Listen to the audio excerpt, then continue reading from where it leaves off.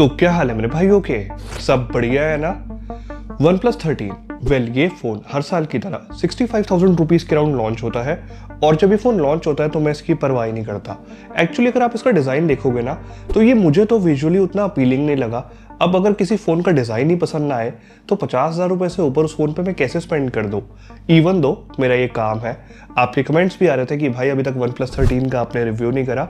जब ये phone launch हुआ था ना तो मेरे एक कज़न ने लॉन्च होते ही परचेज भी कर लिया था, तो उसका एक्सपीरियंस प्लस लास्ट 2 महीने से मैं इस फ़ोन को खुद यूज़ कर रहा हूँ। और अगर आप जानना चाहते हो कि मैंने किस फ़ोन से अपग्रेड करा है, वैसे समझ गए होंगे, तो मैंने अपग्रेड करा है Xiaomi 15 से, एक ऐसा फ़ोन जिससे मैं बहुत खुश था। OnePlus 13 ये फ़ोन कैसा लगा मुझे? वेल इन सिंपल वर्ड्स ये फ़ोन एक्सीलेंट है। अगर आप 1 लाख रुपीज़ या 1,20,000 रुपीज़ किसी फ़ोन पे स्पेंड करने का प्लान कर रहे हो, और मैं अगर स्पेसिफिकली बात करूँ तो मैं Samsung S25 Ultra की बात कर रहा हूँ, उसकी जगह अगर मेरे को OnePlus 13 का ऑप्शन मिले तो मैं OnePlus 13 ही प्रेफर करूँगा, चाहे प्राइस कुछ भी हो इस फ़ोन का। इस फ़ोन में कुछ कमियां हैं, उसके बारे में भी बात करेंगे, और कहाँ पे Samsung S25 Ultra बेटर है मैं आपको वो भी बताऊंगा। इस वीडियो में एक दो फ़ोन्स के और नाम मैं मेंशन करने वाला हूँ, like Vivo X200 Pro, Xiaomi 15 because उससे अपग्रेड करा है। बिकॉज कुछ डाउट्स होंगे आपके जो थोड़ा बहुत अगर कंपेयर कर लेते हैं ना जब हम, तो वो डाउट्स क्लियर हो जाते हैं और एक क्लियर आइडिया मिल जाता है कि किस तरीके के पर्सन के लिए कौन सा फ़ोन परफेक्ट है। और OnePlus 13 पे वैसे मैंने स्विच क्यों करा, सेल आने वाली है कुछ महीने में, इसका करंट प्राइस चाहे जो भी हो 62, 65 जितने का भी मिलता है कार्ड्स ऑफर के बाद, एक्सपेक्टेड है सितंबर एंड में जब Amazon great Indian festival sale start होगी तो OnePlus 13 का 256 GB वेरियंट 52 से 54,000 रुपीज़ के राउंड मिलेगा, इंक्लूडिंग कूपन ऑफर्स और जो कार्ड्स पे इंस्टेंट डिस्काउंट मिलता है वो सब इंक्लूड करके। तो लेट्स से 52-53,000 रुपीज़ में ये मिल जाएगा आने वाले और 1-2 महीने में। तो ये फ़ोन कैसा रहेगा और किस तरीके के लोगों के लिए है? सबसे पहली चीज़, अगर आप मेरी तरह एक कॉम्पैक्ट फ़ोन से अपग्रेड कर रहे हो तो बॉस थोड़ा टाइम लगेगा यूज़ टू होने में। 6.3 इंचेस की डिस्प्ले वाले फ़ोन्स चाहे वो कोई भी हो, मुझे वो एक परफेक्ट स्क्रीन साइज़ लगता है। अब मैंने जब इस पर स्विच करा तो ये 6.82 इंच की कमाल की एमोलेड डिस्प्ले के साथ आता है। कमाल की से ये मतलब है कि हाँ, Xiaomi 15 की डिस्प्ले भी उतने ही अच्छे कलर्स प्रोड्यूस करती है जितना OnePlus 13 करता है। बट अगर आपके मन में कन्फ्यूजन है कि OnePlus 13 की डिस्प्ले क्या OnePlus 13R और OnePlus 13S जो रिसेंटली लॉन्च हुआ है उनसे बेटर है, यस, उनसे ज़्यादा ब्राइट है, उनसे ज़्यादा बेटर कलर्स प्रोड्यूस करती है, और कहीं ना कहीं अगर आप डॉल्बी विजन कंटेंट या HDR10 कंटेंट प्ले करोगे तो मेरी बात से ज़्यादा अच्छे से रिलेट कर पाओगे। बिकॉज वो जो कलर्स पॉप होते हैं, जो कलर ब्राइटनेस है ना, वो भी OnePlus 13 की बेटर है compare to both the other OnePlus phones जो इससे सस्ते हैं। मैंने बहुत कंटेंट देखा है इस फ़ोन में, बहुत सारी मूवीज़ देखी है, एंड ओवरऑल एक्सपीरियंस बहुत अच्छा रहा है डिस्प्ले के साथ। अच्छे डीप ब्लैक्स तो देखने को मिलते ही हैं, 2K डिस्प्ले है, और इसमें इन्होंने कोई प्रोटेक्शन यूज़ करी है अपनी, गुरिल्ला ग्लास तो नहीं है इसमें, कोई सेरेमिक शील्ड नाम का जो भी है। बट कुछ दिन बिना स्क्रीन गार्ड के यूज़ कर रहा था, एंड मैं बहुत केयर के साथ अपना फ़ोन यूज़ करता हूँ, नॉर्मली पॉकेट में रखने में और निकालने में कुछ माइनर से स्क्रैचेस आ गए थे तो मैंने एक पतला सा स्क्रीन गार्ड अप्लाई कर लिया। टेम्पर्ड ग्लास मुझे अप्लाई इस पर करना नहीं था। ये क्वाड कर्व डिस्प्ले है, बट इसके जो एजेस है ना वो बहुत स्लाइटली कर्व्ड है, तो गेमिंग करते टाइम ना जितना मैंने एक्सपेक्ट करा था उतनी प्रॉब्लम हो नहीं रही थी, ऑलमोस्ट एक फ्लैट डिस्प्ले वाला फील दे देती है। और जहाँ तक रही बात इस फ़ोन की परफॉर्मेंस की, इस फ़ोन के हैप्टिक्स की, तो मैं हमेशा से बताता आया हूँ, मैंने OnePlus 13S के वीडियो में बताया था, OnePlus के फ़ोन्स ओ हैप्टिक्स के साथ आते हैं, और ये जो हैप्टिक्स की इम्प्लीमेंटेशन जिस तरह से UI में करते हैं, मज़ा आ जाता है फ़ोन को यूज़ करने में। मतलब छोटी छोटी जगह पे वॉल्यूम धीरे धीरे करके इंक्रीज़ करोगे तो थोड़ी थोड़ी वाइब्रेशन फील होगी, ब्राइटनेस इंक्रीज़ करोगे तो वाइब्रेशन फील होगी, आप टाइपिंग करोगे तो भी बड़ी प्रेसाइज अच्छे हैप्टिक्स फील होते हैं। मतलब हैप्टिक्स फील करा देंगे कि एक प्रॉपर फ्लैगशिप फ़ोन यूज़ कर रहे हो। एक चीज़ और है जो फील कराएगी, वो है इस फ़ोन की परफॉर्मेंस। चाहे बेसिक टास्क परफॉर्म करने हो, रील्स देखनी हो, यूट्यूब वीडियोस देखनी हो, social media apps, Instagram, WhatsApp, video calls, meets पे लेनी हो, बेसिक टास्क तो सारे हैंडल कर लेता है। वॉइस कॉल्स भी बहुत अच्छे से हो जाती है, कोई नेटवर्क रिलेटेड इश्यूज मेरे को इसमें आज तक नहीं आए। और गेमिंग करनी हो अगर, तो BGMI 120 FPS में कंसिस्टेंट फ्रेम रेट्स के साथ कर सकते हो। इवन गेंशिन इम्पैक्ट जैसी ग्राफिक डिमांडिंग गेम्स बहुत स्मूथ चलती है, एकदम से फ्रेम ड्रॉप्स नहीं होते, हाई ग्राफिक सेटिंग्स पे अच्छे से फ्रेम रेट्स मेंटेन कर लेती है। And the best part, OnePlus 13R और OnePlus 13S, साइड कर दो प्रोसेसर कौन से है, यही गेमिंग अगर आप उन दोनों फ़ोन्स में करोगे तो वो फ़ोन्स थोड़े से थ्रॉटल जल्दी करते हैं compare to OnePlus 13। In fact 60,000 rupees में आने वाले जितने भी फ़ोन्स हैं, OnePlus 13 is one of those phones which comes with the largest vapour cooling chamber solution. तो ये फ़ोन थ्रॉटल काफ़ी कम करता है, और ये मेरे पर्सनल एक्सपीरियंस में मैंने नोटिस करा है।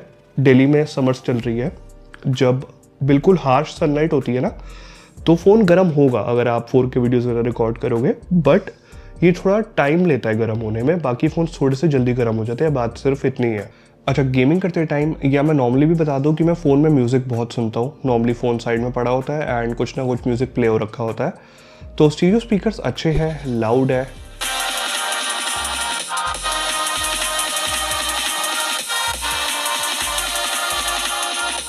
बट यहाँ पे ना ओपिनियन थोड़ा सा डिफरेंट है मेरा, मतलब हो सकता है कुछ और क्रिएटर्स का थोड़ा अलग हो।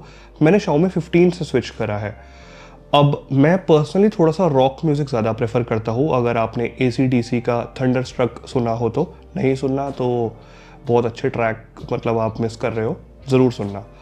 Xiaomi 15 में जो हाई फ्रीक्वेंसीज होती है ना, बिकॉज रॉक म्यूज़िक है तो थोड़ा सा बेस भी होगा उसमें, एंड जो इंस्ट्रूमेंट सेपरेशन है वो कहीं ना कहीं मेरे को Xiaomi 15 में बहुत बेटर लगता था कंपेयर टू OnePlus 13। अगर आप साइड बाय साइड कंपेयर नहीं करोगे तो आपको डिफरेंस पता नहीं चलेगा, बट एक नॉर्मल यूज़र के लिए, हर कोई रॉक म्यूज़िक नहीं सुनता, बाकी किसी भी तरीके का आप म्यूज़िक इसमें सुनो, आपको इसके स्पीकर्स काफ़ी अच्छे लगने वाले हैं, बुरे नहीं लगेंगे। बस मैंने जो डिफरेंस नोटिस करा अपने एक्सपीरियंस पे वो आपको बताया। अपार्ट फ्रॉम दैट इसकी कुछ कमियों पे आते हैं। इस फ़ोन का डिज़ाइन, जैसे कि मैंने बताया यार, ये जो कैमरा मॉड्यूल है ना, ये देखने में बहुत ही मेरे को वियर्ड लगता है। या तो इसका कलर वाइट नहीं होना चाहिए था, सिल्वर वाइट सा शेड है, या फिर पता नहीं क्या, बट ये मुझे अच्छा नहीं लगता। दूसरी चीज़, इस फ़ोन को मैं बिना कवर के ही यूज़ कर रहा हूँ, बिकॉज एक कॉम्पैक्ट फ़ोन से स्विच करा है, कवर लगा दूंगा फ़ोन और बड़ा हो जाएगा एंड मेरे लिए बहुत डिफ़िकल्ट हो जाता, तो बिना कवर के थोड़ा सा आदत हो गई है यूज़ करने की।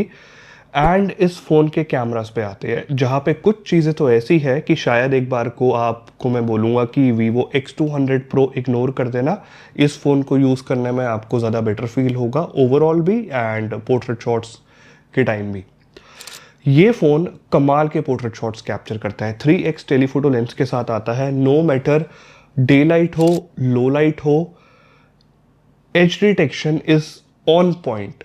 एक एक हेयर को अच्छे से डिटेक्ट करते हुए, प्रॉपर डिटेल्स मेंटेन करते हुए, मेकिंग श्योर कि इमेज में ज़्यादा नॉइस ना हो, बिकॉज लो लाइट में Xiaomi 15 और Samsung S25 Plus के साथ आप ये सैम्पल्स कंपेयर कर रहे हो, और यहाँ पे क्लियरली नोटिस करना कि Xiaomi 15 और OnePlus 13 की इमेज में नॉइस है ही नहीं। As detection is on point. Obviously OnePlus 13 की इमेज ज़्यादा बेटर लग रही है, बिकॉज सब्जेक्ट ज़्यादा ब्रॉड है, ये 3x ऑप्टिकल जूम तक चला जाता है, 85 mm फोकल लेंथ पे बेसिकली पोर्ट्रेट शॉट ले लेता है। Xiaomi 15 60 mm के अराउंड ले पाता है, तो मेन सब्जेक्ट बेटर लगता है देखने में कहीं ना कहीं। बैकग्राउंड में कुछ लाइट्स ऑन है फ्रेम में, वहाँ पे भी हाईलाइट्स को बहुत अच्छे से कंट्रोल करा है। And the best part, OnePlus 13 के आप जितने भी पोर्ट्रेट शॉट्स देखोगे ना, जो बैकग्राउंड में बोके इफेक्ट है, ऑब्वियसली वो आर्टिफिशियल होता है, बट सबसे ज़्यादा नेचुरल लुक आपको OnePlus 13 के पोर्ट्रेट शॉट्स में देखने को मिलेगा कंपेयर टू अदर फोन्स जो सेम प्राइस सेगमेंट में आते हैं। एंड ये चीज़ इस फ़ोन के जो पोर्ट्रेट शॉट्स है उसको चार चांद लगा देती है। मतलब अगर किसी को पोर्ट्रेट्स लेने हैं तो it's one of the best option. Apart from that, अगर आप हार्श सनलाइट में इमेजेस कैप्चर करते हो तो कैमरा सेटिंग्स के अंदर जाके जो डिफ़ॉल्ट एक्सपोजर लेवल है उसे -0.3 पे सेट कर लेना। बस एक बार करना है, उसके बाद जब भी कैमरा आप ओपन करोगे तो वो -0.3 पे ही रहेगा एक्सपोजर लेवल। एंड देन ये एक्सपोजर अच्छे से एडजस्ट करेगा, प्रॉपर हाईलाइट्स मेंटेन करेगा, एंड डे लाइट में भी कमाल के रिजल्ट्स आएंगे with good details, good sharpness, अच्छा टेक्सचर देखने को मिलेगा। कलर कॉन्ट्रास्ट कभी कभी बहुत थोड़ा सा ओवर सेचुरेटेड होगा, बट आई प्लीजिंग लगते हैं, कोई ऐसे बहुत ज़्यादा बूस्ट रेट नहीं है। तो इमेजेस कैप्चर करने के लिए बहुत अच्छा फ़ोन है, चाहे डे लाइट हो, चाहे लो लाइट हो, चाहे प्राइमरी सेंसर हो, चाहे टेलीफोटो लेंस हो, चाहे अल्ट्रा वाइड एंगल लेंस हो, तीनों ही कैमरास अपने अपनी जगह बहुत अच्छा परफॉर्म करते हैं। फ़ोन डिसअपॉइंट कब करता है? जब आप फ्रंट कैमरा से सेल्फीज कैप्चर करते हो, फॉर सम रीजंस जितनी अच्छी डिटेल्स मेरे को चाहिए थी, सेल्फीज उतनी शार्प नहीं आती। एंड सेकेंड कैमरा में इशू है जब आप वीडियोस रिकॉर्ड करोगे, स्पेशली लो लाइट में ना कभी कभी कैमरा फोकस हंट करता है, डे लाइट में तो फिर डिसेंट रिजल्ट्स आ जाते हैं।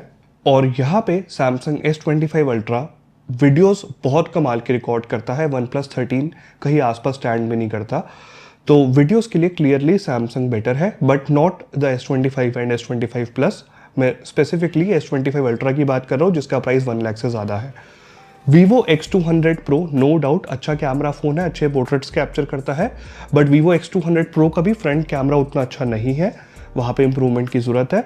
तो अगर आपको अच्छे पोर्ट्रेट्स लेने हैं तो Vivo X200 Pro को एक बार को इग्नोर कर देना और OnePlus 13 पे जाना। मैं ये नहीं कह रहा कि OnePlus 13 बेटर पोर्ट्रेट्स लेता है, ट्राई टू अंडरस्टैंड, सिर्फ पोर्ट्रेट्स थोड़ी ना कैप्चर करने हैं, ओवरऑल फोन को यूज करने का जो एक्सपीरियंस आपको OnePlus 13 देगा वो Vivo X200 Pro इस जन्म में नहीं दे पाएगा, बिकॉज सॉफ्टवेयर एक्सपीरियंस एक बहुत बड़ा रोल प्ले करता है। एंड कहीं ना कहीं Vivo उतना अच्छा सॉफ्टवेयर एक्सपीरियंस नहीं दे पाता, ये बात आप भी जानते हो, मैं भी जानता हूँ। लोग इन्फ्लुएंस हो जाते हैं गलत तरीके से और जस्ट कैमरा कैमरा कैमरा करके फ़ोन गलत ले आते हैं। तो इस फ़ोन का कैमरा भी बहुत अच्छा है, कुछ कमियां थी कैमरा में वो क्लियरली बताई गई है। 6000 mAh की बैटरी के साथ आता है, बट बैटरी बैकअप मेरे को इसका Xiaomi 15 जैसे ही लगा, जिसमें बैटरी कैपेसिटी 5200 समथिंग है, एग्जैक्ट नंबर नहीं याद मेरे को। तो इसको गलत मत समझना, एक दिन का बैटरी बैकअप बहुत इजीली दे देता है हैवी यूजेज पे, और अगर लाइट यूजेज है तो एक दिन से ऊपर का बैटरी बैकअप दे देगा। ऐसे ही कुछ बैटरी बैकअप मेरे को Xiaomi 15 भी दे रहा था।